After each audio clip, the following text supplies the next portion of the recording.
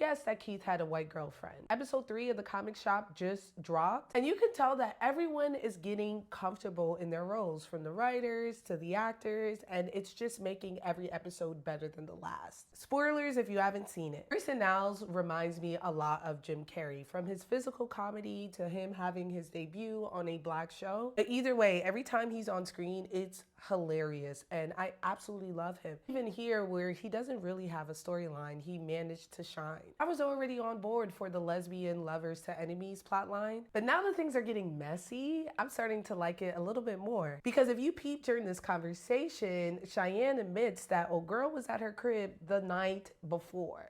Yeah, not low. Before I get into the main plotline, we have to give Dominique her flowers for this outfit. The styling of this character is so cute because there's so many times that she's not specifically wearing nerdy outfits, but she just kind of gives their essence, and this is one of them. This is clearly like a Sailor Moon type look that she recreated, which is adorable because the actress Sinead Cole loves Sailor Moon. So I don't know, it felt like a little Easter egg to me. The second that they started to introduce a love plotline with her in this fit, I was like, absolutely, why not? Now let's dive into this A plot, because they were able to tackle the trope of, you know, liking your coworker with so much nuance. Even the approach to Keith's girlfriend being white was taken with so much care. It's not so much that she was white, but it was clear that his girlfriend, or whatever she was fetishizing him. From her looking for men on a black chat room to the way that she was able to use him for his home and the resources that he had at his own business. What I loved about Dominique being the one to find out that she was the culprit was the fact that they were able to play into the trope of, you know, women being jealous of each other, but particularly black women being jealous of black men when they date white women. And they were able to dismantle those tropes and those stereotypes by, one, making Dominique right, and two, having people gaslit her when she actually brought it to their attention, and three, not letting this queen be the bigger person. Sometimes